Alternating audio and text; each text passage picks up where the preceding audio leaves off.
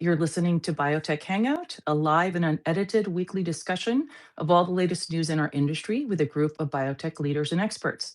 I'm Grace Colong, and my co hosts today are Tim Opler, Graig Suvannavejh, and Eric Schmidt. For more information about our hosts and guest speakers, or to listen to the most recent episode, please go to biotechhangout.com. I hope everyone has recovered from a busy and fun week at JPM, and it was sunny and nice, a little cold. And I hope that many of you were able to make it to the Hangout event. I didn't get there until very late. So I heard most of the co hosts that were there had left, but I hope to make it earlier. But it was super packed. And we'll have another one next year. And also, please join us, those of you who joined Pink Day on the Tuesday. It was phenomenal. We had hundreds and hundreds of people show up, including a lot of allies. So please mark your calendars for the Tuesday of JPM next year and join us for that as well. So let's get started with Tim. Tim, it's always a pleasure to have you on. I think many of us devour your weekly reports, and there's been a couple already this year that were very, very interesting and very timely with what everything's going on. So I think we're going to start and set the stage with the one you released a couple of weeks ago, which was the biotech case for optimism. And obviously, after a brutal a few years with XBI up more than 30% now, M&A is back, capital markets reopening. I'd love to hear and share with the audience your perspective. Grace, thank you very much and happy to do that. Maybe just to comment a little bit on sort of what's happened in the last few weeks, and then we can dive into the report. The XBI is up 5% this year. We've had extraordinary flow of financing activity. The amount of M&A rumors like this Monday was unprecedented. Like there were like 5 or 6 different M&A rumors on the tape.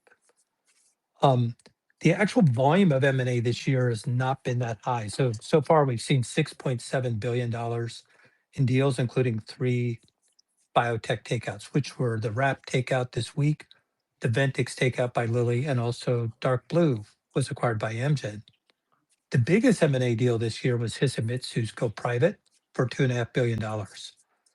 If you actually kind of annualize the pace of deal activity so far this year, be less than half of last year's pace. So we're all sort of watching, what's going to happen to companies like RevMed.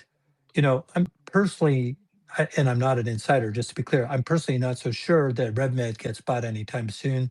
It's an incredibly high price tag that, the company will go for. And so, buyers have to think very carefully before they pull that trigger. At the beginning of the year, we published a piece arguing for optimism in biotech. And what that means, practically speaking, is, at the time I wrote the report, XPI was around like 122. Now it's up at 130. I sort of said, hey, I think it's going to go over 150 this year. But that's really just the beginning. I personally think biotech could go much higher. And, I'm not the one to predict, biotech is going to go up so much next week or whatever. It's hard for any one of us to know. But, the reasons that I think we all talk about for optimism are twofold. The first is that macro is under control. And the second is that M&A was high last year and is likely to be high this year. So just to comment a little bit on the M&A, one of the things we wrote about in the report is that pharma has at least a $90 billion revenue hole that is, needs to be covered by M&A. That is, can't be covered by pipeline. Um, the average M&A deal last year took place at 6.5 times forward revenue, and I defined forward revenue at the time as 2030 revenue.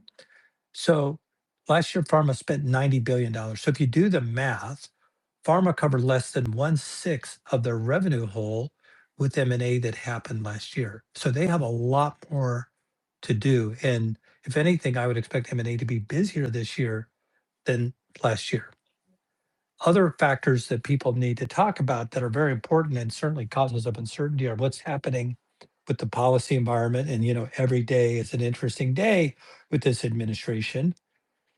And, I think it's important to keep an eye on valuations. So at some point, valuations get high enough that, people aren't going to go out and buy as aggressively. And, maybe it's time for the market to go the other way. In the report we put out, we argued that valuations are still very much under control. And so we looked at sort of that 6.5 times revenue sort of purchase and sort of where's the market now. So the typical company is still trading at sort of, roughly half that benchmark. And so I think there's still plenty of room to run. Our big argument, though, in the report is that markets have just gotten bigger.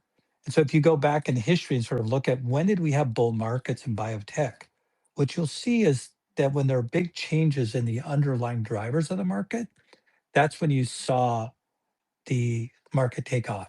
And so the big time that that happened is really when other companies started adopting Genzyme's model of charging much higher prices. So, back in the day, oncology drugs didn't cost $200,000 a year, they cost $20,000 a year. And then, the market took off when people started to reprice those. So the big event, I think perhaps the biggest event to hit the pharmaceutical industry in recent years was the agreement last year between Eli Lilly, Novo, and the Trump administration, where the Trump administration put out this press release saying, hey, Medicare, Medicaid, you're going to get such a bargain. You can now buy your Mounjaro or your Ozempic for $4,000 a year. Well, if you do the math, they just agreed in theory to fork over, hundreds of billions of dollars to the pharmaceutical industry. That's great for obesity. But what I thought was so interesting and so important is that the government essentially just ratified a new price benchmark for drugs for large markets. So in the report, I call this sort of large markets, medium prices, as opposed to small markets, high prices. And I think that trend is going to reshape our industry for like a decade to come. And so that's the real reason I'm optimistic. I think the macros to some degree have been priced in. I think the M&A to some degree has been priced in. But what people have not got their arms around is that our industry is just going to be a lot bigger, a lot more successful in the future due to changing pricing regimes.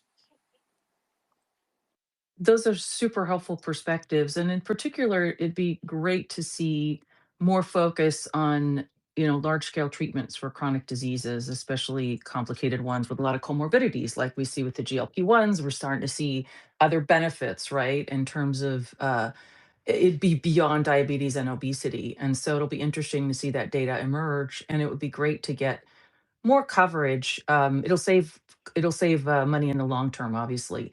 Um, so, Eric, I know you had some comments on this, and you wanted to have a bit of a bull and bear debate on the sector. So we're going to spice things up a little bit. Do you want to add your comments? Well, yeah, thank you, Grace. First, let me just say kudos to Tim. I love reading his stuff. He writes with such clarity of thought and precision language that the concepts are so well communicated. And I'm also going to give him a shout out. I remember reading a piece of his, I think it was in mid 2025, about 6 months ago, that was similarly bullish and laid out a very, very positive outlook for stocks in the sector. And of course, the XBI has gone nothing but straight up from that point in time. So, not only is he doubling down, but he deserves to take a victory lap for being very, very spot on correct over the last 6 months.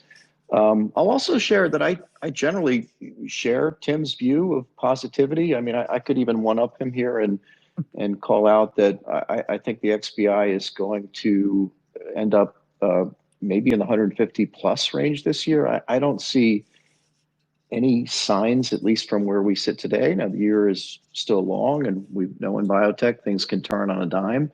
But I agree with him from where we sit. We're seeing, in particular, good fundamentals, very, very positive fund flows.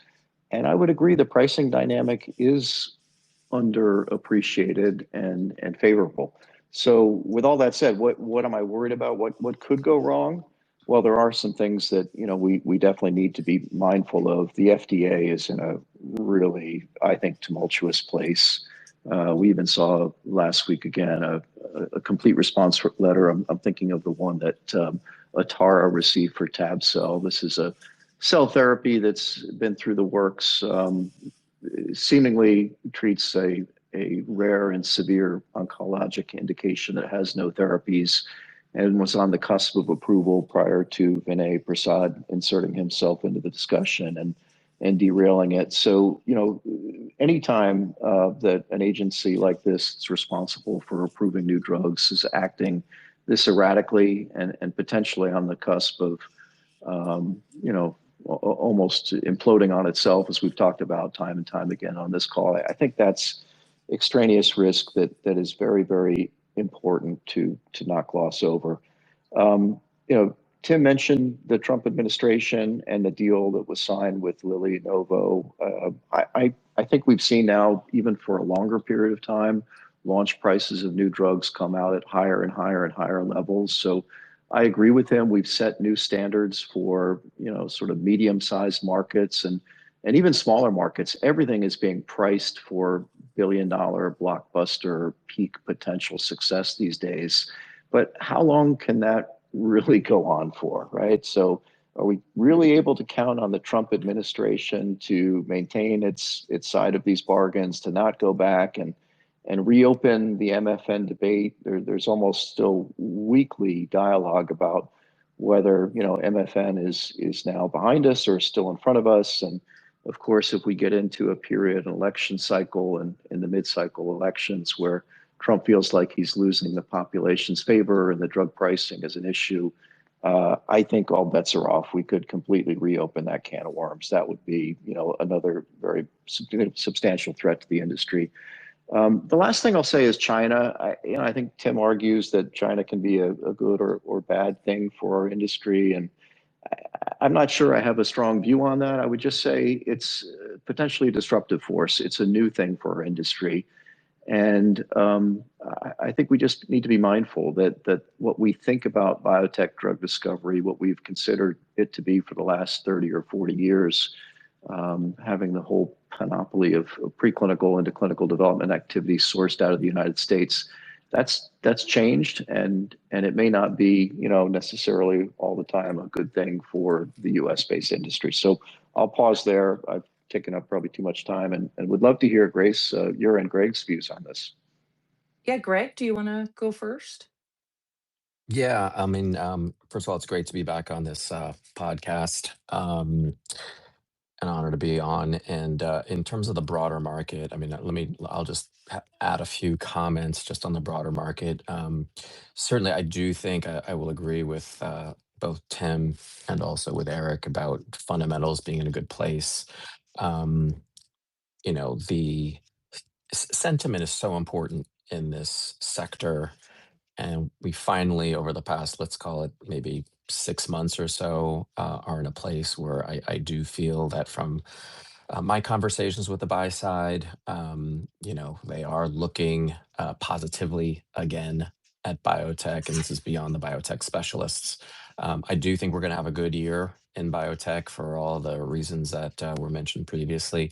I do think also, while geopolitical factors and maybe FDA risk are certainly going to be a factor in the performance of the sector this year.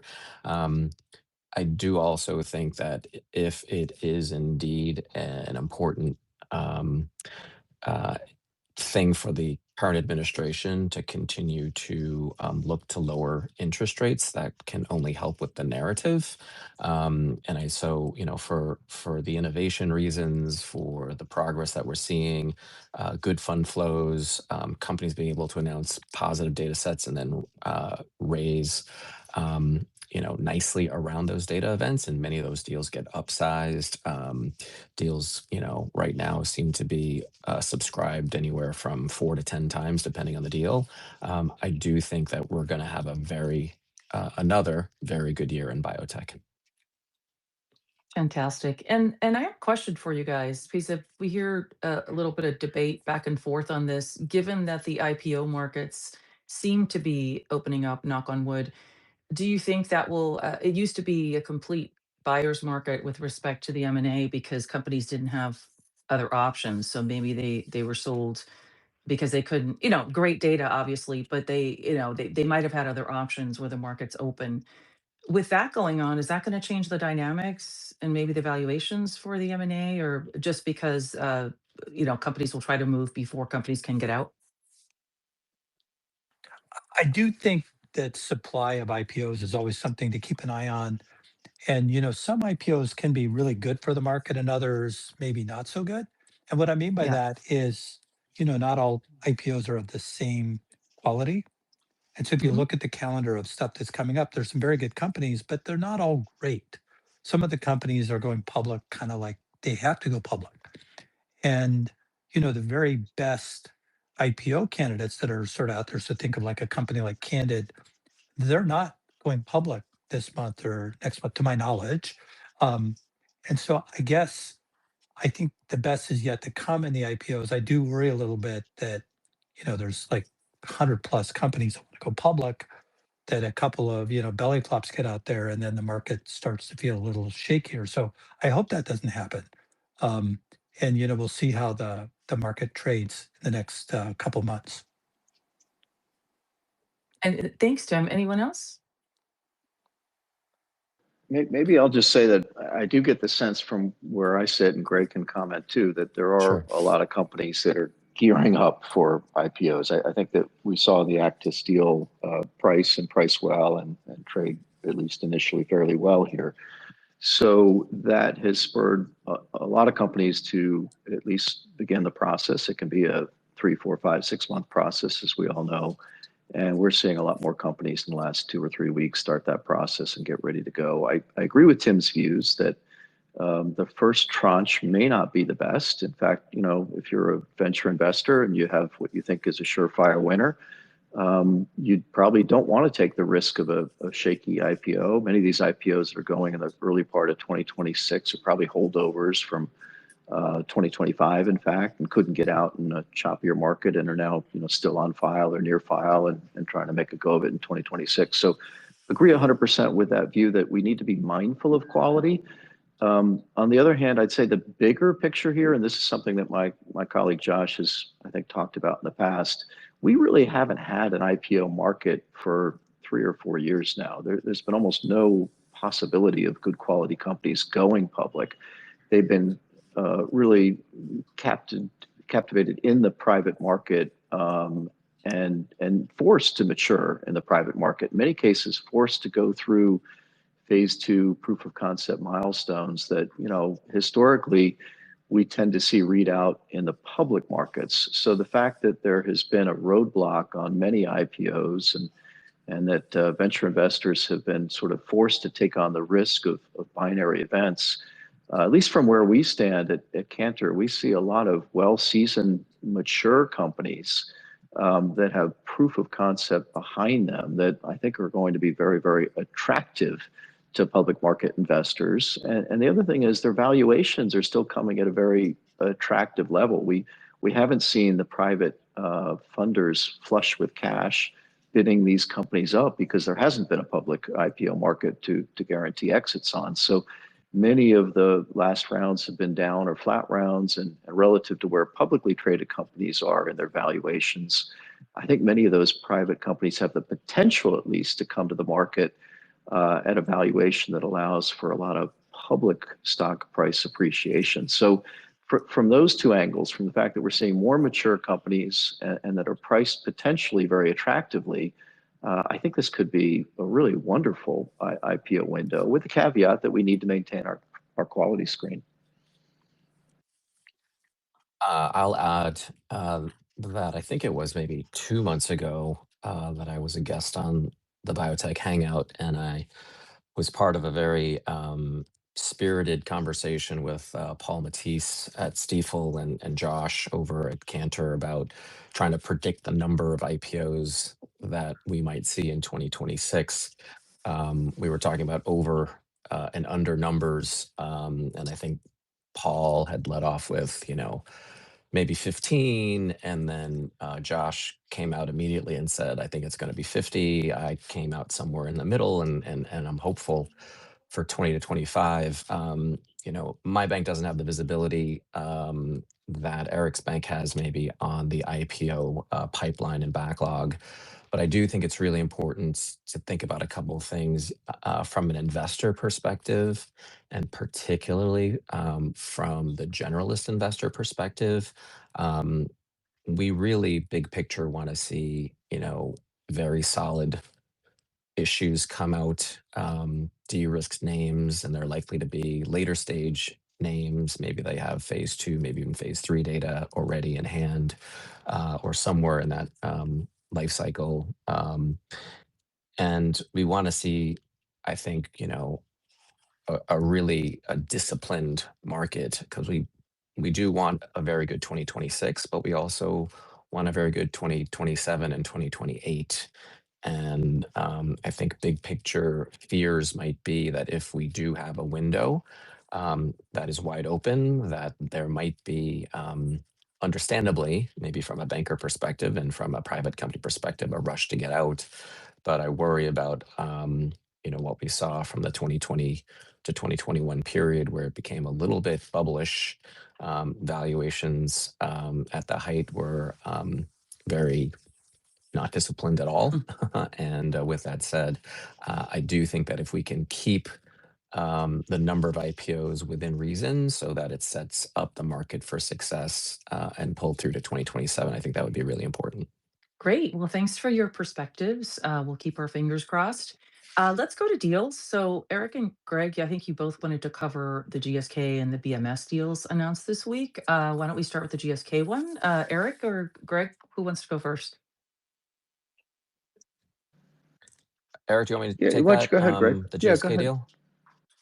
Okay, great. Yeah, so we saw a really interesting deal this week where GlaxoSmithKline announced a definitive agreement to acquire RAPT Therapeutics. It's a publicly traded biotech company working in the allergy space. You don't see a lot of deals in the allergy space. This is a long-acting anti-IgE antibody. Everyone may be familiar with the drug Xolair, which has been on the market for quite some time. That is a drug that is injected every 2 to 4 weeks. I think the differentiation of what RAPT is developing, and again, this is also an anti-IgE, is it's an injection that can be done perhaps once every 8 to 12 weeks. It was a very healthy premium. I believe it was around 65% premium to where RAPT was trading the day prior. And again, the acquisition price was in total consideration a little over $2 billion. It is very strategic for GSK. They have quite a nice presence in kind of like the immunology space. It is interesting. We haven't seen too many deals, as I mentioned, in the allergy space. I did one point in time in my career cover a peanut allergy company called DBV Therapies. They are still trying to get a peanut allergy product approved. It's more of a patch versus an injectable. And I do think that they've had to run a few more clinical trials than they originally had hoped, but I think they are looking to refile a BLA sometime in the first half of this year. But prior to that, we did see Nestle buy a company called Immune Therapeutics, and that was a pretty hefty deal way back when. That might have been a $2 billion deal that was announced sometime in, let's call it the 2020 timeframe. It's interesting. That's also a peanut allergy therapy. But I think what ended up happening after Nestle acquired the asset is that a couple years later, they ended up divesting this peanut allergy therapy, and they didn't disclose the sum. So that ended up being a disappointment. But I do think that with GSK acquiring RAPT, and given that Xolair is a very established product, I think that can be a very good product. I don't cover RAPT. I don't know it, the data personally, but a very good deal to keep the M&A train going for biotech. I think the other really interesting thing here is the history. Many of our listeners will probably know that RAPT is sort of a torturous history since it went public a few years back. They actually went public on a CCRX4 inhibitor that failed in the clinic due to liver toxicity. I think that was being developed for atopic derm. And they found this asset, they now call it ozureprort, out of China. So this deal that RAPT is being acquired for $2.2 billion around the GSK relationship, that asset is coming from China in in a transaction that RAPT consummated in December 2024, and they paid only $35 million upfront for this asset. So great turn of events for this company. They've not done anything with this asset since in licensing it a little over a year ago. The Chinese company that did the initial discovery and development of the asset did have some additional data. So I guess that's the reason why a drug that was acquired for $35 million upfront 13 months ago is now worth over $2.2 billion. But a nice turn of events for this company and this management team and this shareholder group, and just shows you that biotech always has another life. Yeah, kudos to CEO Brian Wong and board chair Lori Lyons Williams, who's also CEO of Abdera. This team has, like you said, has really turned it around. So very exciting. Tim, any comments on that deal before we move to the BMS one? I'll make a slightly different comment, which is, again, coming to the backdrop of biotech.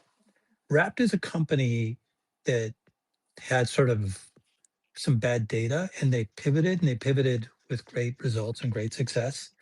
I cannot tell you how many companies as a banker I've talked to in the last 3 or 4 years that they just wouldn't pivot. They needed to pivot and they wouldn't. And investors are also very hesitant to get on board with these pivots and so on when they happen. So there's a lot of nervousness about it. And if you look at the history, pivots really work. One of the things that was kind of buried in my report in January was if you looked at companies that had great data in 2022 and compared it to companies like RAPT that didn't have great data, you would have been better off as an investor buying the portfolio of all biotechs that sort of did not have that great data. And so people talk about this notion of, the haves and have-nots, tale of two cities, whatever you want to call it. Today, we're still in that world. So if you look at the market, companies that have, really good data sets can raise money all day long. They have high valuations. And then we still have these companies that look like RAPT used to look like that are not doing so well. And so investors are very much not in a risk on mode. Investors are very much congregating around certain companies. And I do think that, encouraging your companies with, let's say mediocre data to kind of think about getting aligned with new stories like Rep did is something that's probably not done enough in our industry. Yeah, thank you for that. So why don't we switch to the other deal? Who wants to go first on that one? I think all three of you had comments on that, on the BMS deal. I mean, I'll just say that, Janux is a really interesting company, conditionally active sort of approach to sort of immunotherapy, T-cell engagers. The company stock has come down a lot on some disappointment around some of their lead programs. And I do think this BMS deal this week is a big vote of confidence in the platform. So I'm really happy for Janux that they were able to get that one done. I don't know much about the deal myself, so I might see if Eric has any comment. Well, I think the space is really interesting too. The area that Janux plays in is masked by specific antibodies for oncology. There are a couple other firms in the space too that are developing the ability to have these masked antibodies. They're only activated within the tumor microenvironment. So the idea here is, of course, that you can bring the benefit of an efficacious T-cell directed therapy to a cancer antigen without having the negativity of engaging those T cells outside of the tumor mass and triggering a cytokine release syndrome or other inflammatory mechanisms. So it's a foundational and fundamentally interesting tool. And I do think Tim's right. Janux has shown some proof of concept here with this tool and PSMA masked targets. And this is a brand new target that Bristol is buying into for a considerable sum. So I'm really interested, I guess, as you can tell from the technological side on how this field plays out. Again, they're not the only ones doing it, but I think if they or someone else can repetitively do this on a successful level, it's going to be extraordinarily valuable. Absolutely. Thank you for that. So we're going to switch now to some policy topics. So clearly, we are in the midst of trying to finalize the 2026 funding bill. And right now, the House passed all the various parts of it, and it's cautious optimism for many implications for biotech. So, for example, the administration last year had requested deep cuts to HHS overall, in particular NIH and CDC and all of that. And actually, the proposal now came in up as a slight increase from last year, so about 117 billion overall versus 33 billion above what the administration had requested. And it also protects NIH from the dramatic downsizing plan and keeps CDC funding flat at 9 billion versus the 4 billion that the administration had proposed. And there's other wins as well. So PBM reform, which the industry has been advocating for, more transparency and other aspects of it that are really impacting biotech innovation. So, for example, it'll prohibit BBMs from tying compensation to drug prices in Medicare and requiring much greater transparency. And that in the commercial market forces 100% of rebates to be passed to employer plans. So, this could still get stripped if the CBO scores it overall as a spending increase, but so it's not fully locked yet. But I know there's momentum building in PBM reform.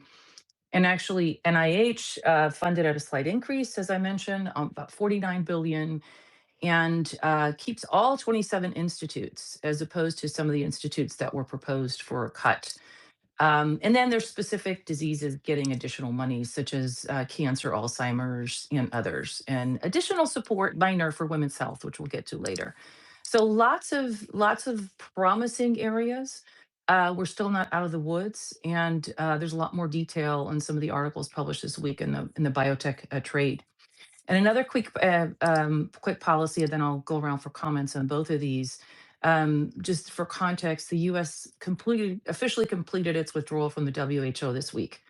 And this started during the early COVID years when, on Trump's first day back in office, and an executive order when he first came back. So for more than 75 years, the U.S. had been the largest funder and the most influential member.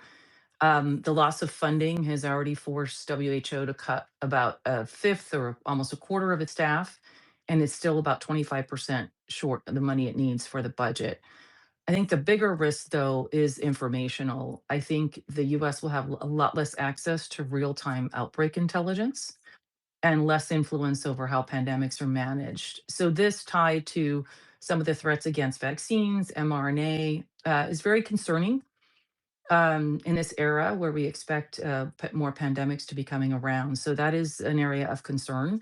Other organizations are stepping up on the vaccine side, such as Gates and others, but we're still going to have a big gap. So I'll open it up for comments from the group on some of these policy issues, and I know Eric, you have after that a comment on the FDA guidance on minimal residual disease. So first, let's talk about the funding and WHO and all of that. Any comments? I mean, I would just say, whatever your politics are, right, left, middle, in my view, national security and pandemic risk should not be an ideological domain. And so I personally find it, very concerning that the US is pulling out of WHO. Like, imagine that the United States said, hey, we're not going to be involved in international air traffic coordination. Like, that would just be self defeating. And I kind of view the WHO exit as very similar. Somehow we've, made this an ideological topic when the reality is the WHO's role is largely non ideological. Yeah, very Well, concerning.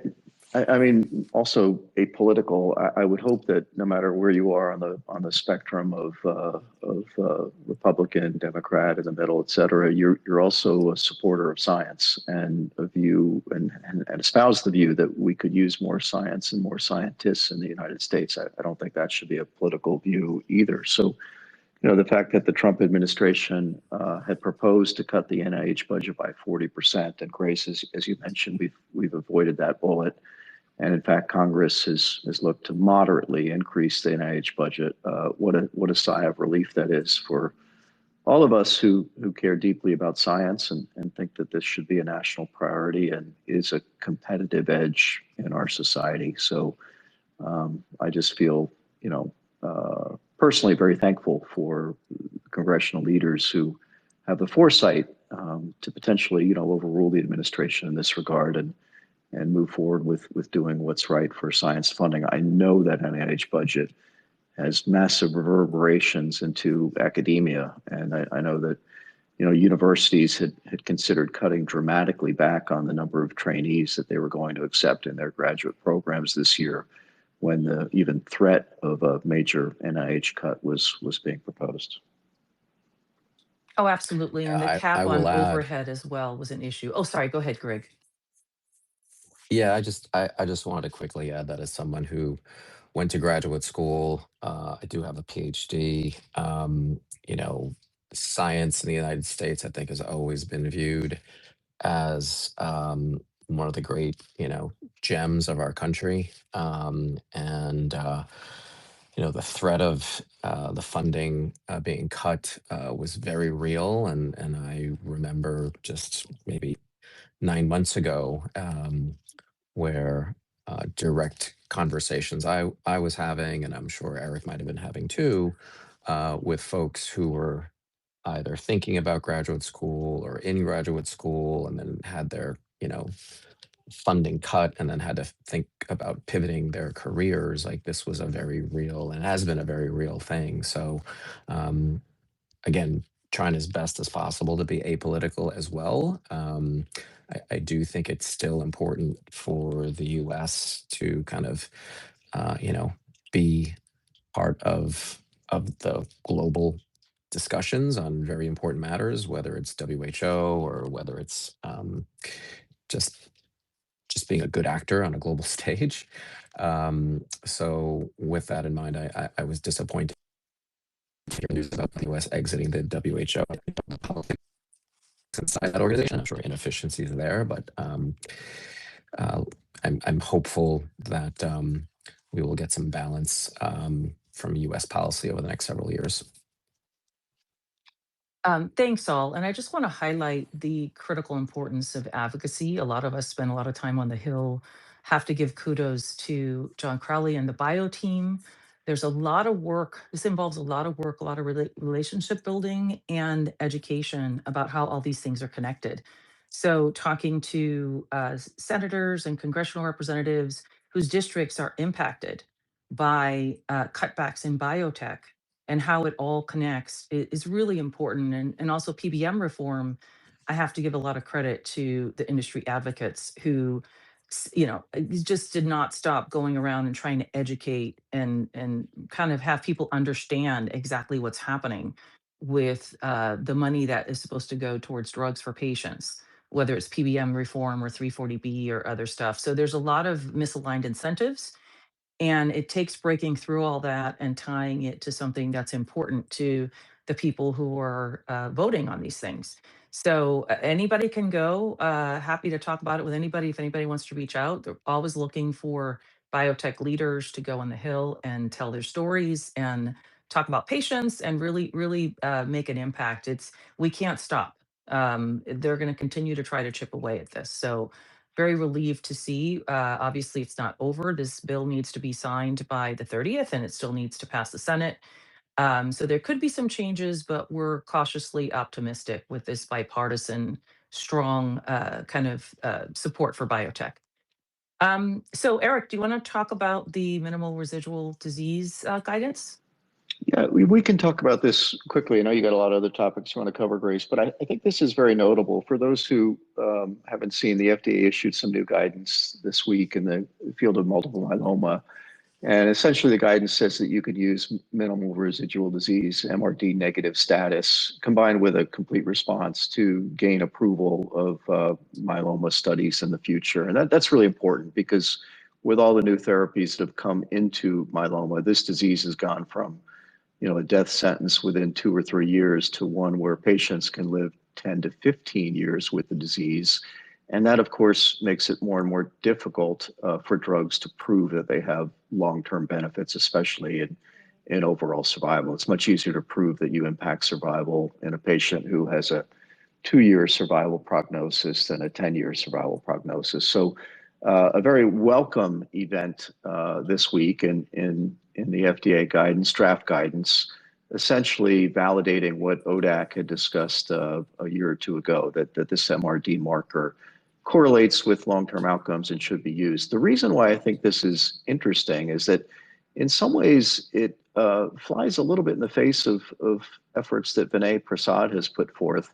Dr. Prasad, who obviously is in charge of the CBER drug approvals, has been very antagonistic toward single-arm response rate outcomes in oncology. In fact, now he's created a little bit of a track record, a history of not approving drugs like Replimune drug. I mentioned even earlier on this webinar, he's rejected Atara's drug. He also seems to have rejected a drug from Regeneron based on single arm readouts in oncology that use ORR response rate as a marker. So we're getting a little bit of a maybe schizophrenic view from the FDA with this draft guidance. On the one hand, you have the broader FDA putting out a policy that says if you have a CR and it's MRD negative, that response rate is robust enough to drive a clinical confidence in the outcome. On the other hand, Dr. Prasad is increasingly steering companies in his CBER division toward randomized controlled clinical trial outcomes that are going to take a lot longer and delay, I think, innovation to patients. And in many cases where the response rates are so robust, I don't think that randomized controlled trials are required. That seems to me to be going back to some prior history where cancer drugs were stymied in their development and where we delayed bringing innovative therapies to patients for many, many years because we had to prove that everything had a survival benefit. So I certainly hope we don't go back there, but there's a little bit, it seems, of an internal struggle at the FDA these days. Great, very insightful. Thank you for that. And I agree, we need to we need to be cautious about this area and just make sure we continue to focus on what's best for patients and advocate for that. So why don't we go to some company news? Why don't we start with the atopic dermatitis topic? Because I know there's a lot there. Greg, you had a lot of comments on a few companies, Corvus and others, and I know, Eric, you were going to comment on one or two as well. So why don't we start with that? And I know we have another company topic after that. Yeah, let me start with saying the atopic dermatitis space over the past, I'd say, 5 years, the number of companies that are pursuing the development of therapies. It's a very large market. For those of you who don't know, atopic dermatitis is the newer, fancier name for what for many decades we used to call eczema. And with that said, there's anywhere, depending on the estimates that you want to believe in, anywhere from maybe 15 million in the US to maybe 42 plus in the US that have atopic dermatitis. So with that in Wow. mind, it is a very large market. And not surprisingly, industry is very interested in tapping into this market. We do have very good drugs on the market now, and the market leader is called Dupixent, and that is a drug from Regeneron. But there are also oral drugs like the JAK inhibitors that provide very good efficacy, but they are set back by some safety liability issues, and there's a black box warning. So that does limit their use. But there's a whole slate of biotech companies, especially smaller mid-cap biotech companies that are also trying to get in on the action. And one particular company that I follow is called Corvus Pharmaceuticals. The ticker is CRVS. They have a very interesting oral drug that is a novel ITK inhibitor. People may be aware of the BTK inhibitors, but this is a novel ITK inhibitor, so somewhat related. And the drug is already in a phase 3 trial in a lymphoma setting. But the company over a year ago embarked on seeing if this drug could be used in atopic dermatitis. We've had some small data sets over the past year, but we had a little bit more data this past Tuesday, right after the holiday. And the results, which albeit come from very small numbers, we're talking about 24 patients or so, but the data were quite compelling. We're talking about efficacy uh, in atopic dermatitis that almost appears, at least at this very early stage, potentially best in class. And again, it's an oral drug, whereas Dupixent, which is the current gold standard, is injectable. And it came with a very safe and well tolerated profile. The stock in this week alone is up over 200%. And now it is about a 2 billion market cap company. The company was able to successfully announce a financing that was upsized. And so good for the company, which had cash only until the fourth quarter of this year. They were able to add in probably close to 200 million. And that will obviously extend the cash runway. They will be thinking about expanding this drug and its potential use into other I&I type of indications. So the company's already announced that they will fund a phase 2 study in atopic dermatitis that will start very shortly, but they're also expanding into asthma, also hidradenitis suppurativa. And this is all based on the biology. And these will be kind of proof of signal type of studies. But for an oral small molecule that shows very good efficacy, there's a lot of promise here. Again, it's still early days, but the atopic dermatitis space is very competitive. I know Eric wants to talk about Aclaris, which has perhaps a similar drug, but I did also want to comment very briefly that other high-profile companies that investors have been gravitating towards in this atopic dermatitis space, and this is not an exhaustive list by any means, but there is a company called Chimera Therapeutics. They also have an oral drug. It's an oral STAT6 degrader. They had some data in December. Granted, there were no placebo treated patients. We don't really have a control, but the data were well received again because of its oral nature. The company, I think their market cap moved up over $1 billion in December based on this phase 1 data. And they were able to raise about 500 million off of that. And there's a company also, Apogee Therapeutics, which interestingly has a perhaps once a quarter, once every 3-month injection for atopic dermatitis. So lots of activity in the space. And Eric, I'll pass it to you if you have comments about Aclaris. Well, well done covering this, Greg. I mean, maybe just to add, yeah, the atopic derm market is large and growing and robust and enormous. But what kind of really excites me about these data, and congrats to you on a terrific call. I know my colleague Lee Watzik was also with you, one of the 2 big supporters of this name. But what really excited me is that we now have almost a new validated target in terms of I&I indications, and this can go into so many different indications well beyond AD. So that's fascinating. You're right, we still need to learn a little bit more about the safety of an ITK inhibitor, but the efficacy has now been established. And what's fascinating about this is the history. Richard Miller, as you know, who's CEO of Corvus, was kind of the leading CEO in his prior life in taking BTK inhibitors forward. And BTK inhibitors are transforming a lot of B-cell driven diseases, and ITK inhibitor may transform many T-cell driven diseases. So a little bit of history there. Aclaris is the other player in the ITK space. They don't yet have clinical data, but their preclinical results look really good. They claim that they might be a little bit more selective and a little bit more potent for this target. So keep an eye on Aclaris. ACRS is another company that my colleague Prakar here covers, and that stock did extremely well on the coattails of Corvus now that ITK has kind of been validated as a target.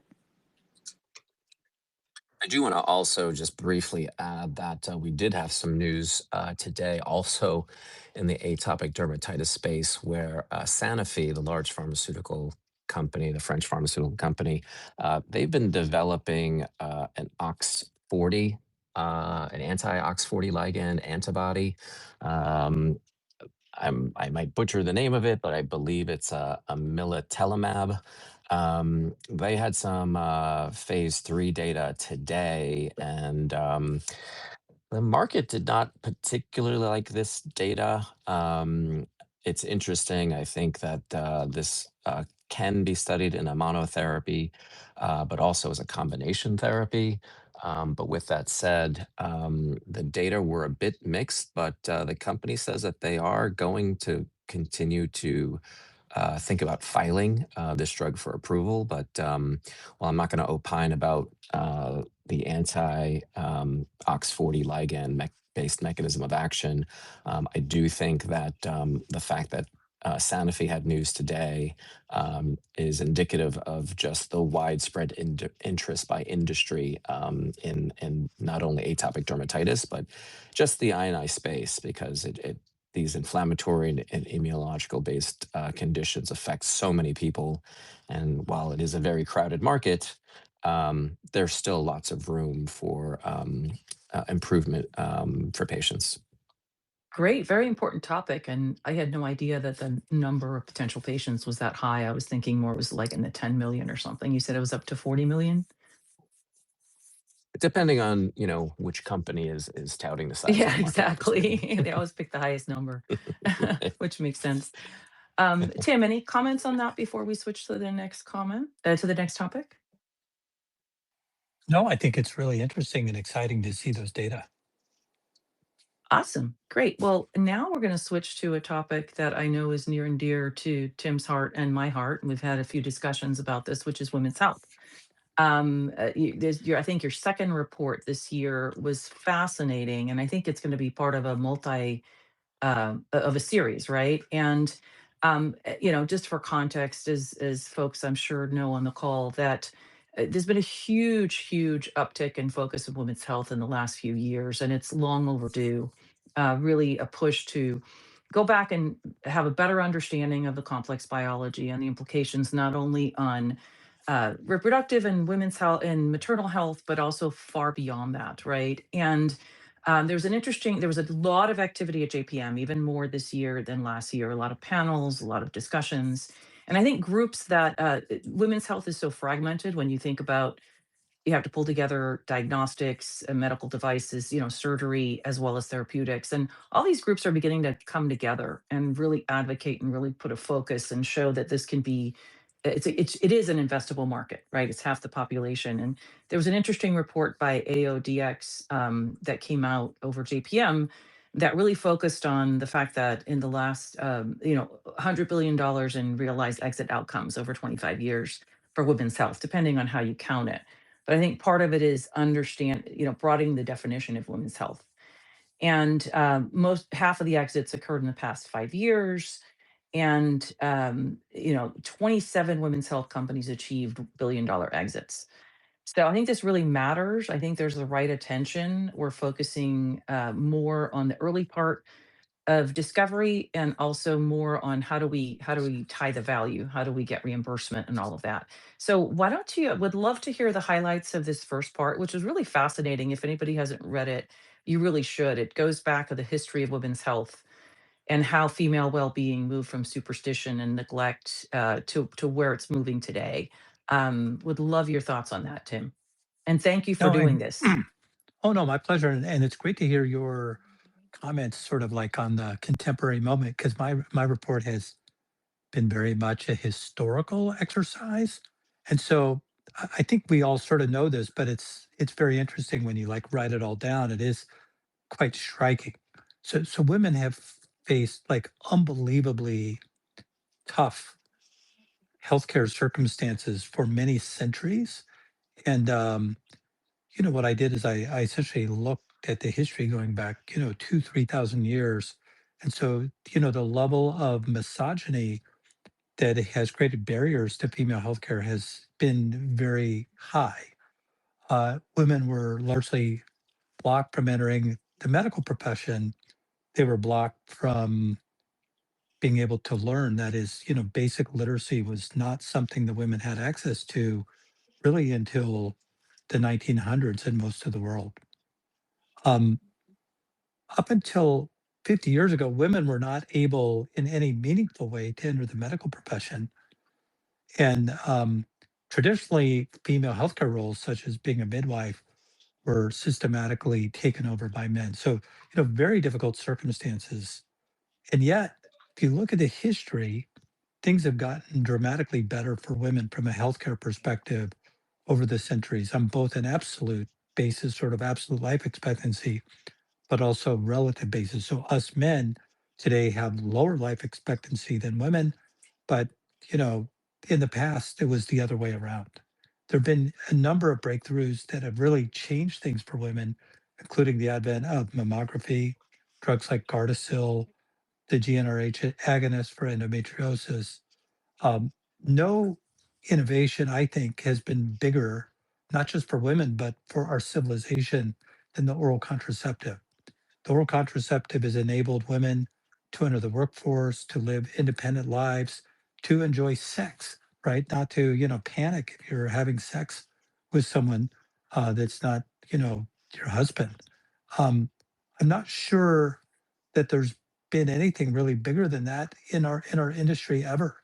Um, there are still many barriers that remain to good female health, but Grace, it's great to hear the progress that you're reporting on, and that's very encouraging. I'll add one last thing. The two most fun chapters to write that, let's say a little bit less grim. One was a chapter on the history of women's liberation, which I didn't know that much about.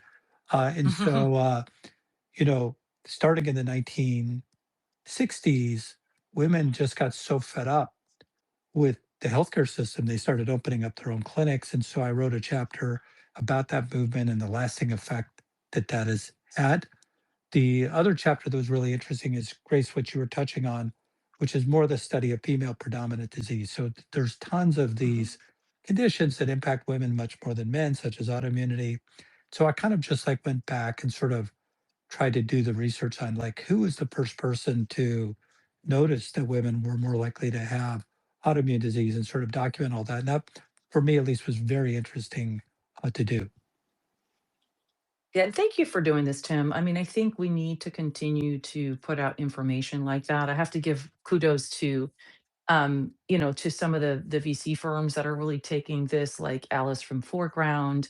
Also, Lucy Paris, my fellow Puerto Rican senior partner at McKinsey, has been a leader in putting out reports and really looking at the economic impact across all diseases of focusing on women's health. So I think there is a lot of great momentum. One last thing on the oral contraceptive, I think there's a huge issue with health equity. I chaired a panel at Biotech Showcase on that, and we talked about how 50% of pregnancies still today in the US are unplanned. And that primarily has huge socioeconomic impacts on those who are most vulnerable. And simple things like bringing the birth control pill over the counter. The mini pill was approved a few years ago, but that is for over the counter. But that's just 10% of women who are on the pill. So I know my friend Samantha Miller at Cadence OTC has been working for many years to get the combo pill over the counter and affordable. So even women who don't have access or time to go to the doctor could walk in and, at a very reasonable price, get it every month at a CVS or a Walgreens. So that would have huge impacts. So there's lots of things like that that we need to be thinking about and advocating for. And we really And look forward to your next reports. Oh, sorry, go ahead.